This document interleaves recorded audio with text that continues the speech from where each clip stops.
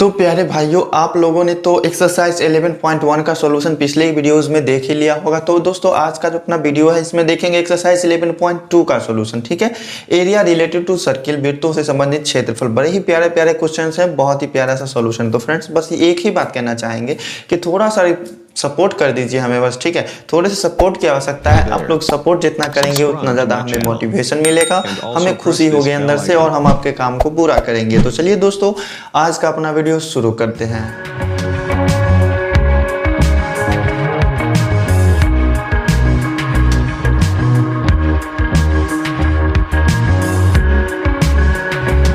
तो प्यारे भाइयों आइए देखते हैं एक्सरसाइज 11.2 का पहला प्रश्न क्या कहता है। इसमें इस तरह का फिगर बना हुआ है और नाम भी दिया हुआ है। पहले पढ़ते हैं क्वेश्चन को। क्वेश्चन में कह रहा है कि दी गई आकृति में ABC एक समकोण त्रिभुज है। और ABC कहाँ कहाँ है, तो A है इस शीर्ष का नाम A और B है यहाँ पे और ये C है यहाँ पर। ठीक है, तो इसमें कह रहा है ना कि ABC एक समकोण त्रिभुज है जिसमें कोण B बराबर 90 डिग्री है। तो ये एंगल क्या होगा, 90 डिग्री होगा। क्वेश्चन को पहले अच्छी तरह से समझ लीजिए, क्वेश्चन बड़े ही प्यारे तरीके से सॉल्व होगा।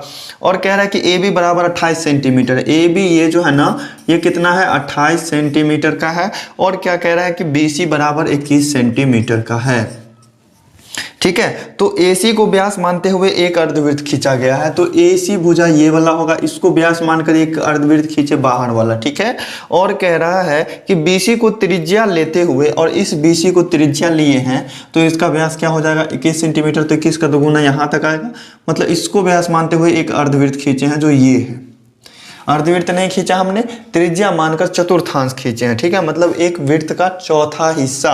तो ये जो है यहाँ से जो कटा हुआ भाग है ये राउंड वाला, ये क्या है, चतुर्थांश है, वृत्त का चौथा हिस्सा है। तो हमसे कह रहा है कि छायांकित भाग का क्षेत्रफल ज्ञात कीजिए। तो इसमें जो छायांकित भाग है आप क्वेश्चन बुक के फिगर में भी दिख रहे होंगे, अच्छे तरह से दिख रहा होगा।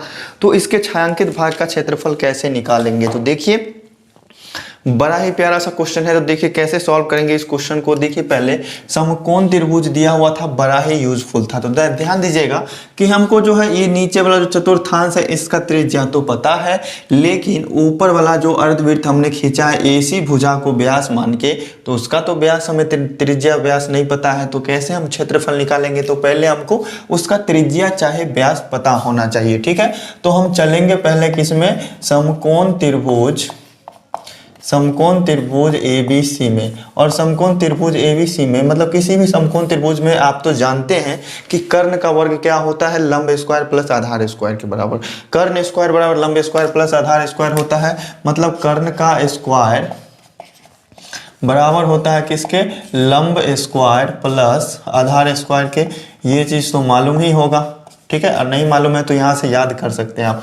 तो अगर हमको सिर्फ कर्ण चाहिए तो क्या हो जाएगा, रूट अंडर लंब स्क्वायर प्लस आधार स्क्वायर। तो लंब क्या है 28, तो 28 का स्क्वायर, और आधार कितना है 21, तो 21 का स्क्वायर। ठीक है, तो कर्ण का मान यहाँ से निकल जाएगा। तो 28 का स्क्वायर कितना होगा, 28 का स्क्वायर हो जाएगा 784। ठीक है, और 21 का स्क्वायर हो जाएगा 441। ठीक है, और दोनों को जोड़ेंगे तो 4 और 1 कितना होगा, 5। 8 4 12 का 2 हाथ में 1, 7 4 11 1 12। ठीक है, अब ये आ गया रूट अंडर 1225। अब हमको मालूम करना है कि ये 1225 आखिर वर्गमूल होता, इसका वर्गमूल क्या होता है। ठीक है, तो 1235 का वर्गमूल हो जाएगा 35।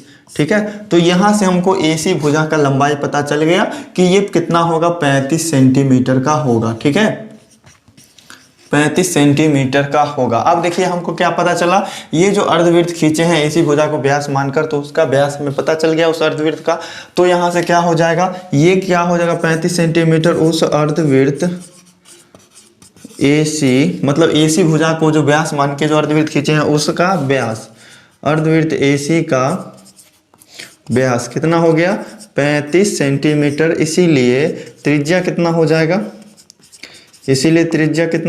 35/2 सेंटीमीटर। ठीक है, अब ये जो चतुर्थांश है यहाँ से यहाँ तक चतुर्थांश, इसका क्षेत्रफल क्या होगा, तो जो वृत्त का क्षेत्रफल होता है उसी का चौथा हिस्सा इसका क्षेत्रफल होगा। मतलब वृत्त का क्षेत्रफल होता है πr², तो इस चतुर्थांश का क्षेत्रफल क्या हो जाएगा 1/4 πr² या फिर πr² / 4। 4 से भाग दे दीजिए तो चौथा हिस्सा निकल जाएगा। ठीक है, तो पहले हम कोशिश करते हैं क्या चीज़ निकालने का, पहले तो हम पूरे हिस्सा निकालने का कोशिश करते हैं। ठीक है, पूरा हिस्सा कैसे निकलेगा, तो पूरे हिस्सा के लिए हमको इस त्रिभुज का क्षेत्रफल चाहिए और ये त्रिभुज के ऊपर जो अर्धवृत्त बना हुआ है उसका क्षेत्रफल चाहिए। ठीक है, तो कैसे निकालेंगे हम। ठीक है, तो पहले लिखते हैं यहाँ से पूर्ण आकृति का क्षेत्रफल। पूर्ण आकृति का क्षेत्रफल क्या हो जाएगा, तो ये हो जाएगा त्रिभुज का क्षेत्रफल। ठीक है, और प्लस अर्धवृत्त का क्षेत्रफल। अर्धवृत्त कौन सा, तो अर्धवृत्त जो है AC भुजा से बना है इसका क्षेत्रफल। ठीक है, तो वृत्त का क्षेत्रफल अगर पाई आर स्क्वायर होता है तो अर्धवृत्त का क्षेत्रफल पाई आर स्क्वायर बटे 2 होगा। तो ये चीज़ समझने में कोई दिक्कत नहीं होना चाहिए। और त्रिभुज का क्षेत्रफल क्या होता है, 1/2। आधार अगर 21 है तो ऊंचाई कितना होगा, 28। आधार अगर 21 है तो ऊंचाई हो जाएगा 28 सेंटीमीटर। ठीक है, तो ये चीज़ें समझने में आपको कहीं भी किसी प्रकार का प्रॉब्लम नहीं ही होगा।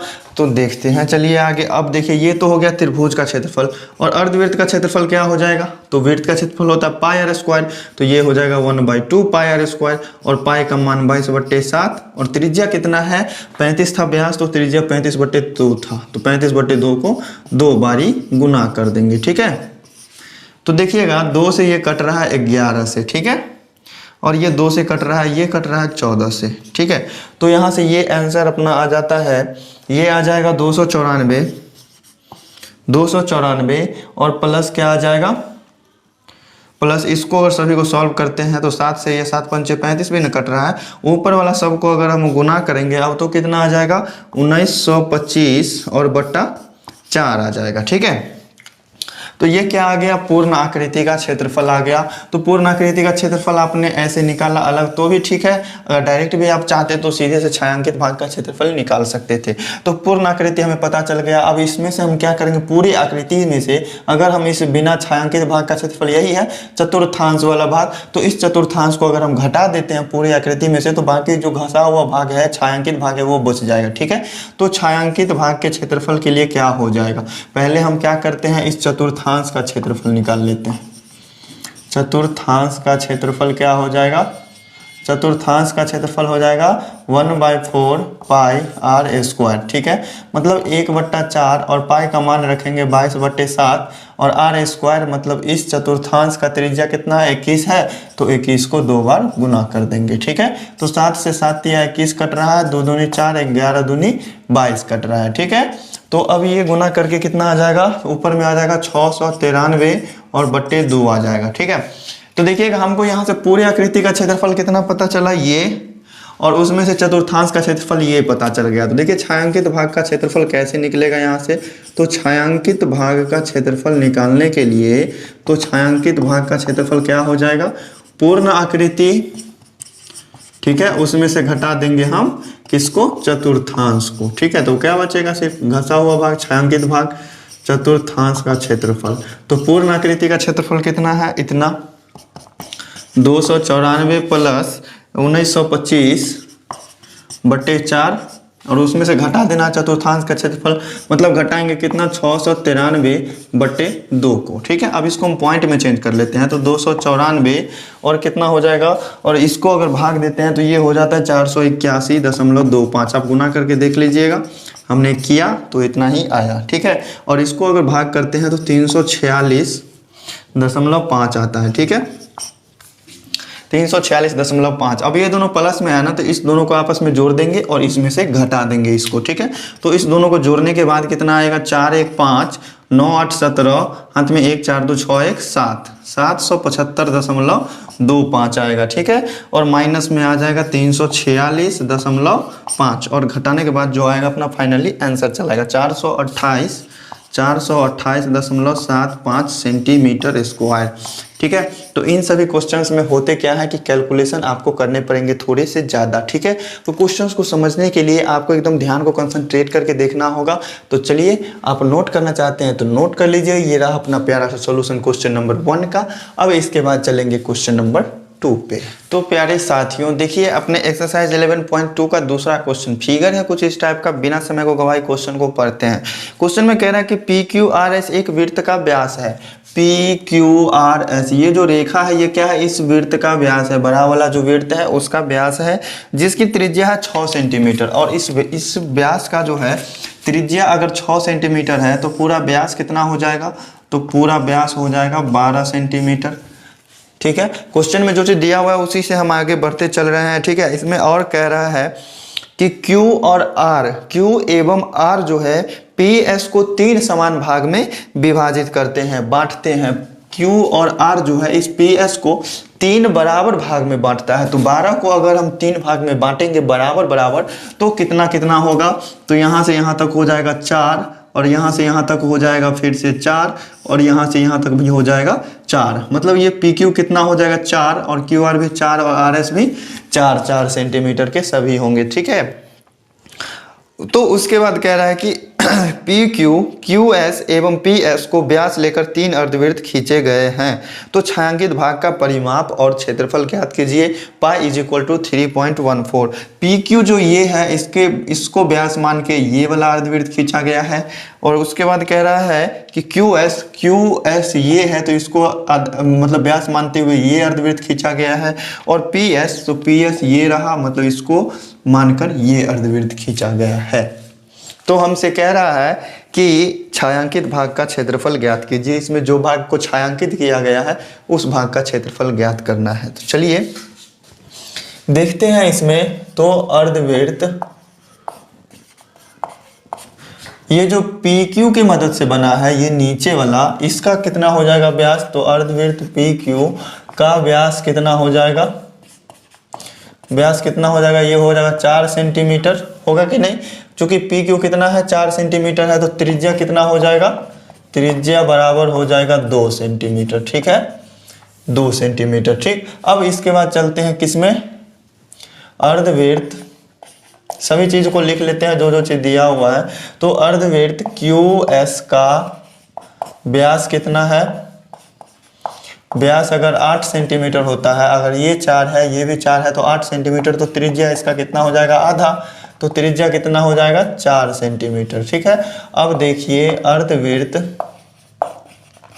अर्धवृत्त PS से जो बना है, अर्धवृत्त PS व्यास मानकर जो बना है का व्यास कितना है, तो व्यास कितना है 12 सेंटीमीटर, और तो त्रिज्या कितना हो जाएगा, त्रिज्या भी आधा हो जाएगा इसका 6 सेंटीमीटर। अब ध्यान दीजिएगा, फिगर में देखिएगा कि आप अगर इस छायांकित भाग का क्षेत्रफल निकालना चाहते हैं तो किस भाग का क्षेत्रफल जोड़ना पड़ेगा या फिर घटाना पड़ेगा। तो पहले हम क्या करेंगे, इस PS का जो अर्धवृत्त बना है, इस PS से ये बड़ा वाला जो अर्धवृत्त बना है पूरे का क्षेत्रफल निकाल लेंगे। ठीक है, पूरे का क्षेत्रफल निकाल लेंगे। उसके बाद ये PQ का क्षेत्रफल उसमें जोड़ देंगे तो किसका ये पूरे भाग का क्षेत्रफल पता चल जाएगा। लेकिन हमको सिर्फ छायांकित भाग का चाहिए क्षेत्रफल, तो उसमें से हम ये सादा वाला भाग को घटा लेंगे। ठीक है, तो यहाँ से हम डायरेक्ट लिखते हैं छायांकित भाग का क्षेत्रफल बराबर क्या हो जाएगा। तो छायांकित भाग के क्षेत्रफल के लिए आपको अगर समझने में कोई दिक्कत नहीं हो रहा है तो इसीलिए इतने प्यारे तरीके से समझा रहे हैं। ठीक है, तो देखिए सबसे पहले करेंगे कि अर्धवृत्त PS का क्षेत्रफल क्या करेंगे, पूरा निकाल लेंगे और उसमें इस PQ जो छोटका वाला है इसको जोड़ देंगे। ठीक है, और उसके बाद ये सादा वाला भाग को हम घटा लेंगे, मतलब घटाना है QS के क्षेत्रफल को।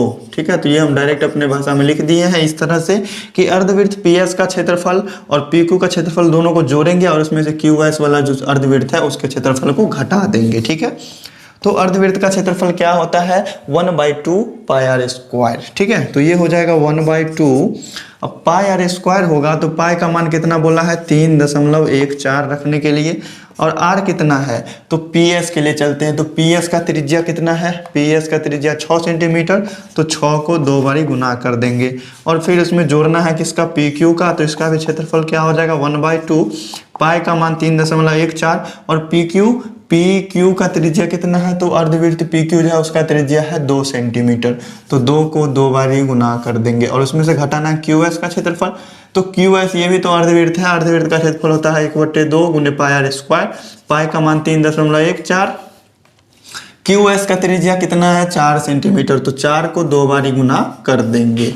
तो 2 से 2 दूनी 4 कट रहा है, 2 से 2 कट गया और 2 से 2 तिया 6 कट गया। ठीक है, अब इस सभी में से 3.14 कॉमन आ रहा है, 3.14 कॉमन आ गया, तो यहाँ से बच गया 6 तिरिक 18 और प्लस है तो प्लस दे देंगे, यहाँ से बच गया 2 और माइनस है तो माइनस दे दिया, यहाँ से बच गया 4 दूनी 8। ठीक है, तो क्या हो गया 3.14। ठीक है, 3.14 और यहाँ से 18 2 20 होगा, 20 में से 8 गया तो 12। अब 12 को 3.14 से गुना करेंगे, 12 को 3.14 से गुना करेंगे तो ये हो जाएगा 37.68 सेंटीमीटर स्क्वायर।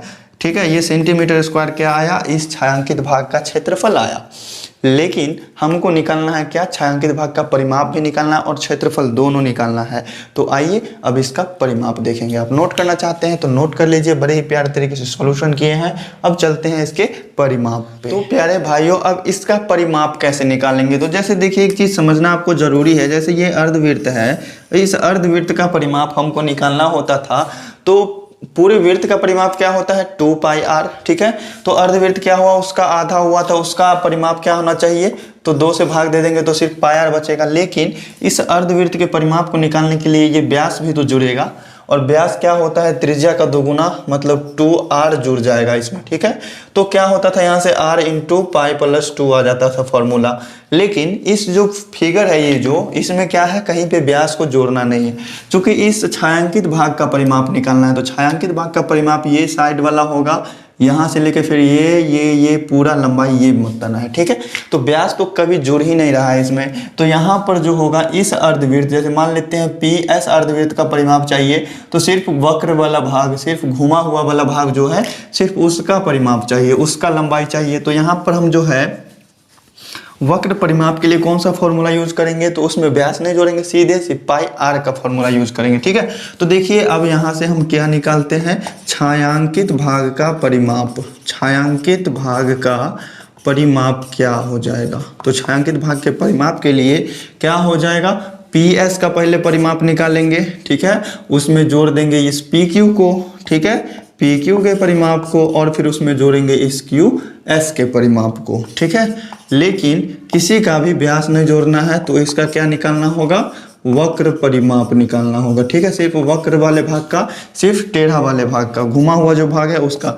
तो PS का अर्ध वक्र परिमाप क्या हो जाएगा, तो πr होगा। तो पाई का मान कितना रखना है 3.14 और त्रिज्या कितना है इसका, तो PS का त्रिज्या है कितना 6 हो जाएगा, और प्लस है तो प्लस हो जाएगा। अब PQ में चलते हैं, तो PQ का त्रिज्या कितना है, तो 2 है। तो पाई का मान 3.14 और त्रिज्या हो जाएगा 2। जोड़ना है इसमें QS के परिमाप को, तो QS का त्रिज्या कितना है, QS का त्रिज्या है 4, तो ये हो जाएगा 3.14 गुने 4। ठीक है, अब देखिए इस सभी में से क्या आ रहा है कॉमन, 3.14 तो कॉमन आ रहा है, यहाँ से बच रहा है 6 और यहाँ से बच रहा है 2 और यहाँ से बच रहा है 4। तो कितना आ गया 3.14 गुने 6 2 8 4 12। ठीक है, अब ये भी आ गया 12 से गुना करके। अब इसको गुना करके कितना आ जाएगा 37.68। और चूंकि ये क्षेत्रफल नहीं है, क्षेत्रफल था तो सेंटीमीटर स्क्वायर में आया, और ये है परिमाप तो ये सिर्फ सेंटीमीटर में ही होगा। परिमाप और क्षेत्रफल दोनों आ गए हैं बराबर। तो दोस्तों आज का जो अपना सॉल्यूशन है आपको कैसा लगा जरूर बताइएगा कमेंट करके। आज 2 ही वीडियो, चूँकि वीडियो लंबा हो गया, क्वेश्चंस भी लंबा है और समझाने में थोड़ा ज़्यादा समय लग गया है। तो चलिए दोस्तों फिर अगले वीडियो में देखेंगे आगे के क्वेश्चंस को बड़े ही प्यारे तरीके से, बहुत ही अच्छे तरीके से। तो फ्रेंड्स सपोर्ट कीजिएगा, थोड़ा सा चैनल को सब्सक्राइब कर लीजिएगा और साथ में बेल आइकन को प्रेस कर लीजिएगा और अपने कुछ मित्रों को शेयर कर दीजिएगा। तो चलिए फिर मिलते हैं next day. Thank you, bye bye.